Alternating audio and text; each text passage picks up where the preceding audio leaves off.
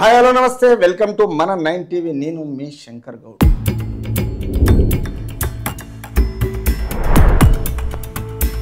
వర్షం విలయం అంటే భారీ వర్షాలతో రాష్ట్ర వ్యాప్తంగా 18 మంది మృతి. ఆదివారం మున్నేరువాగు వరదలో మునిగిన ఖమ్మం జిల్లా కేంద్రం సమీపంలోని పెద్ద తండా ప్రాంతం. అంటే ఈ తండలో మొత్తం వచ్చిన వాటర్ తోటి ప్రజలకు ఏ విధంగా ఇబ్బంది అయిపోయిందో, ఎంతమంది చనిపోతుర్రో మరి భగవంతుడు కన్ను తెరిస్తే రాష్ట్ర వ్యాప్తంగా కాదు, 2 రాష్ట్రాలలో ఇలాంటి వర్షాలు ఎప్పుడు రానంతగా ఈ మధ్యలో తెలంగాణ రాష్ట్ర ముఖ్యమంత్రికిన ఈ హైడ్రా తీసుకొచ్చినప్పటి నుంచి ప్రజలకు మంచి చేయడానిక చెడు చేయడానిక మరి ఈ వర్షం ఈ విధంగా వస్తే ఈ పిల్ల కాల్వలతో మెయిన్ వాగులకు పోవడానికి ఈ ఒక సూచనలు ఇవ్వబడేటట్టుగా ప్రజల మంచి గురించి వస్తుందా, ప్రజలకు మోసం చేసే టైపా, లేకపోతే ఈ చావడం ఏంది, ఈ వర్షం రావడం ఏంది, ఈ హైడ్రాలో దీ వాటరు అక్కడ పోవడానికి ప్రజలకు సూచించడానికా చూస్తే దీన్ని బట్టి మొత్తం ఈ వర్షము రాష్ట్రమంతా విలయము అంటే పొంగి పొర్లడం మొత్తం. అంటే దీనివల్ల భారీ వర్షాలతో రాష్ట్ర వ్యాప్తంగా ఇప్పటికే 18 మంది చనిపోయిందని కేవలం క్లీన్గా తెలుస్తుంది ఇక్కడ. కాబట్టి సోదరులారా మంచిగా వినండి, తెలంగాణ రాష్ట్రమంతా ఇక్కడ అందరికీ అందుబాటులో ఉండాలి. ఎవరంటున్నారు? యనమల రేవంత్ రెడ్డి తెలంగాణ రాష్ట్ర ముఖ్యమంత్రి గారు. అంటే ఎవరో ఆ పరిస్థితులను బట్టి కొందరు సెలవులలో ఉద్యోగంలో లీవ్ పెట్టుకొని ఉంటారు కాబట్టి ఆ లీవ్లు క్యాన్సిల్ చేసి ఏ శాఖ పరంగా అయినా పర్వాలేదు అందరూ కలిసి ఈ వర్షాలలో అందుబాటులో ఉండాలి, ప్రజలకు సేవ చేయాలి, మీ ఉద్యోగ ధర్మాన్ని మీరు పాటించాలి అనే విషయంలో అధికారులకు ఒక సూచనలు ఇవ్వడం జరిగింది. సెలవులు రద్దు చేసుకోవాలి. ఎందుకంటే మీరు పెట్టిన సెలవులు మీ అవసరాలకే పెట్టుకుంటారు కాబట్టి అది ఈ రోజు కాకుండా రేపన్న మీరు దాన్ని వినియోగించుకోవచ్చు. ఇప్పుడున్న పరిస్థితులలో రాష్ట్రం అల్లకల్లోలం అవుతున్నది వర్షాలతోటి, ప్రజలకు అందుబాటులో ఉండాలి. ఇళ్లకు వాటర్ పోతున్నాయి, చెట్లు కూలుతున్నాయి, కార్లు పోతున్నాయి, మనుషులు కొట్టుకుపోతున్నారు, ఇంతమంది చనిపోయినరు.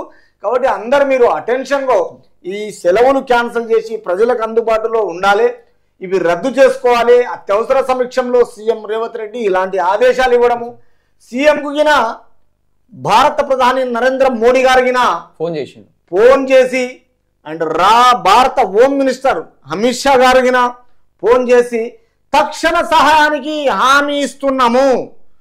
ఎక్కడైనా వరద బాధితులతో ప్రజలకు ఎలాంటి ఇబ్బంది జరిగినా హామీ ఇవ్వడం ఏంటంటే ప్రజలకు సేవ చేయడానికి, వాళ్ళ తక్షణం ఏ ప్రాబ్లంలో ఉన్నారో ఆ ప్రాబ్లం నుంచి రెక్టిఫైర్ చేయడానికి భారత ప్రధాని భారత నుంచి హోం శాఖ మాత్యులు అమిత్ షా గారికి ఈ విధంగా హామీలు ఇవ్వడం జరిగింది. కానీ ఇందులో దీని విషయంలో ఈ వర్షంతో ఇక్కడ 96 రైళ్లు 566 బస్సులు గిన రద్దు చేశారు.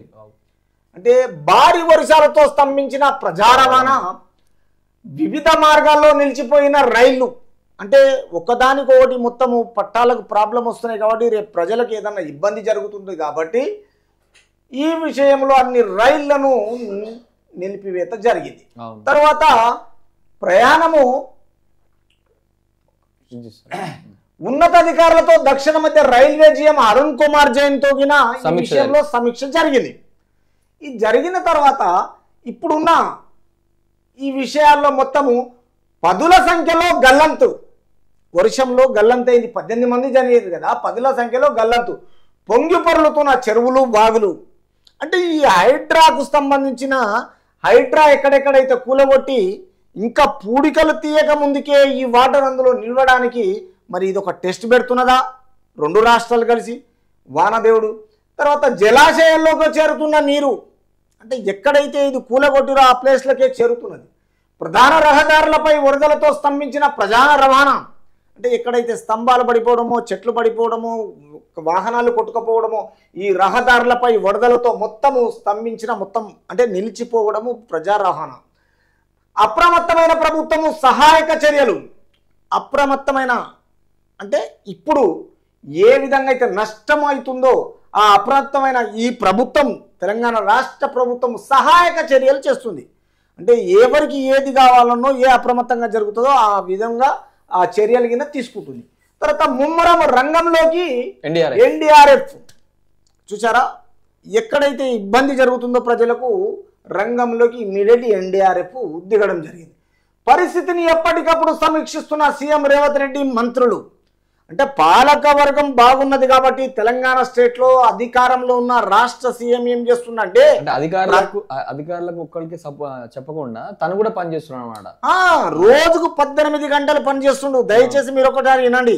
ఈ మధ్యలో ఎన్నికలు కూడా అయిపోయిన తర్వాత అసెంబ్లీ వ్యవహారం జరిపిండ్రు. దాని తర్వాత రాష్ట్ర పరిశ్రమల శాఖకు యుఎస్ యూకే అంతా వెళ్ళొచ్చారు. అవునవును. 14 సాయంత్రం వస్తే 15 ఆగస్టు జరుపుకున్నారు. 15 నుంచి ఈ 15 రోజులల్లా 40,000 కోట్ల పెట్టుబడులు కూడా రప్పించుండు. రేపు ప్రజలకు నిరుద్యోగ సమస్య పోవడానికి, అవును, అక్కడికి వెళ్ళి పరిశ్రమలు రావడానికి స్టెప్ బై స్టెప్ అన్న స్టెప్ బై స్టెప్. ఇప్పుడు ఎట్లా అంటే ఇప్పుడు ప్రతిపక్షాలన్నీ కూడా వేరే రకంగా మాట్లాడుతుంటే సీఎం గారు ఏంటంటే ఒక స్టెప్ బై స్టెప్ ఒక ప్రణాళిక పెట్టుకున్నాడు. ఎట్లా ఫస్ట్ రైతు రుణమాఫీ అనే ప్రణాళిక, దాని తర్వాత ఉద్యోగస్తులకు జాబ్ గురము బయటికి ఇంకోటి నెక్స్ట్ ఇంకోటి ఇక్కడ ఎవరైతే ల్యాండ్లు అంతా కూడా కబ్జాలు పెట్టిన వాళ్ళ మీద ఒక కన్ను, ఇట్లా ఒక ప్రాసెస్ పరంగా వద్దన్నట్టు అంతా కూడా. కానీ ఇదే లోపల ఇది వర్షం రావడం అనేది ఒక రకంగా ఇది ప్రభుత్వానికి ఒక రకంగా లేదు. ఈ హైడ్రాకు దేవుడు పరీక్ష పెట్టినట్టుగా ఇదొకటి రాష్ట్ర కాంగ్రెస్ కు ఒక టెస్ట్ పెట్టేసి పాస్ అవుతుంది. రెండోది మీరు అన్నట్టుగా నరేష్ ఏంటంటే ఇప్పటి వరకు భారతదేశంలో ఏ నాయకుడు చేయండి రైతును మహారాజును చేసిన రుణమాఫీ. అవును. తర్వాత అమ్మలక్కలకు మహిళలకు మొత్తము బస్ ఫ్రీ, ఉచిత బస్సు, తర్వాత గ్యాస్ ఫ్రీ, తర్వాత కరెంటు ఫ్రీ. అది ఒక లిమిటేషన్ ప్రకారం. తర్వాత ఇప్పుడు పరిశ్రమలు తీసుకురావడం, తర్వాత అసెంబ్లీ వ్యవహారం నడపడము, తర్వాత తెలంగాణ రాష్ట్రం అంతా 2 లక్షలు అంటే దగ్గర 37 కోట్ల లక్షల రూపాయలు తీసుకొచ్చి ఈరోజు తెలంగాణ రాష్ట్రం అంతా రుణమాఫీ చేసిందంటే అది మామూలు విషయం కాదు.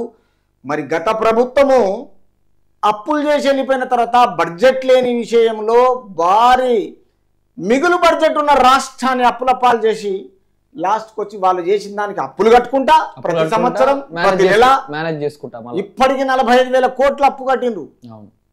ఇప్పటికీ ఇన్ని కోట్లకు అప్పు కట్టిండ్రు. 8 నెలలనే తిరిగి మళ్ళీ ఇప్పుడు ఈయన కష్టపడి ఈ భారీ వర్షాలపై కేంద్రం ఈయన ఆరాధిస్తున్నది. ఎందుకంటే ప్రజలకు ఇబ్బంది జరుగుతున్నది కాబట్టి స్టేట్ను పట్టించుకొని ఒక భారత ప్రధాని హైదరాబాద్ వచ్చినప్పుడు ప్రోటోకాల్ మెయింటైన్ చేస్తుండు. గత ప్రభుత్వం లెక్క కాదు. హోమ్ మినిస్టర్ వచ్చినా ప్రోటోకాల్ మెయింటైన్ చేస్తున్నాడు. ఒక రెస్పెక్ట్ అనే విధానాన్ని ప్రజల దగ్గరికి తీసుకెళ్తున్నాడు, చట్టసభల్లో పెడుతున్నాడు, ప్రజల అప్రూవల్ తీసుకోవడము, ప్రజలకు తెలియజేయడము. ఇవన్నీ చూస్తే ఏముందంటే మరో 2 రోజులు భారీ వర్షాలు పడతాయని వాతావరణ శాఖ హెచ్చరిక.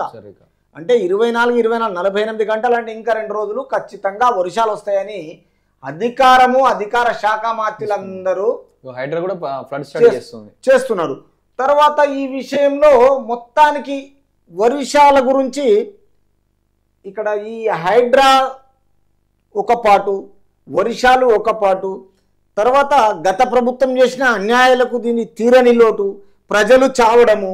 కాబట్టి ఇవన్నీ చూస్తే కేంద్రం ఆరాధీయడము, స్టేట్ల సీఎం అందరికీ అధికారాలు ఇన్స్ట్రక్షన్స్ ఇవ్వడము, సెలవులు రద్దు చేసుకోవడము, ఈ అత్యవసర సమీక్షంలో అందరు కలిసి ప్రజలకు సేవ చేయాలనే విషయంలో నరేష్ ఇంత బ్రహ్మాండంగా రాష్ట్రాన్ని ఫామ్ హౌస్ లో వండుకున్నట్టు లేక అయితే కాదనిపిస్తున్నది తెలంగాణ రాష్ట్ర ప్రజలు చెప్తున్నారు. మరి సీఎం ఇంత 18 గంటలు పనిచేసే సీఎం అయినా ఇంకొకటి ఏంటిదంటే ఈ విషయంలో నువ్వు ఇప్పటిదాకా అన్నావు నాకు హైడ్రా ఫ్లడ్ స్టడీ అంటే ఒక్కసారి తెలంగాణ రాష్ట్ర సీఎం ఏమంటుండంటే ఈ హైడ్రా విషయంలో ఎవరు నా చుట్టాలు గారు చట్టము తన పని తను చేసుకుంటూ పోతుంది. దీనికి ఒక ఐపీఎస్ కమిషనర్ ఏవి రంగనాథ్ గారిని నిర్ణయించారు. ఆయన నీతికి నిజాయితీకి ఆయన మంచి ఆఫీసర్గా రాష్ట్ర ప్రజలందరి గురించి చేస్తా తప్ప నాకు ఎవరు చుట్టము కాదు, ఎవరు నాకు అవసరం లేదు, నా అధికార బలాన్ని నేను వినియోగించుకుంటా, తప్పు చెయ్యను అనే విధంగా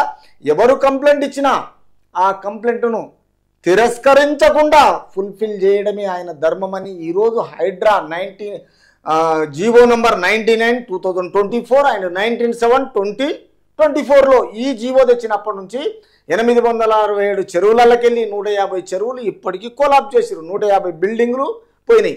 ఎప్పుడైతే బఫర్ జోన్ అని దగ్గరకు వచ్చిండ్రో దాని వాసన FTLకు పారక ముందుకే దీన్నైనా దాన్నైనా కొలాప్స్ చేయడమే మన ధర్మం అనే రూట్లో ఆలోచన చేసి పనిచేస్తున్నారు.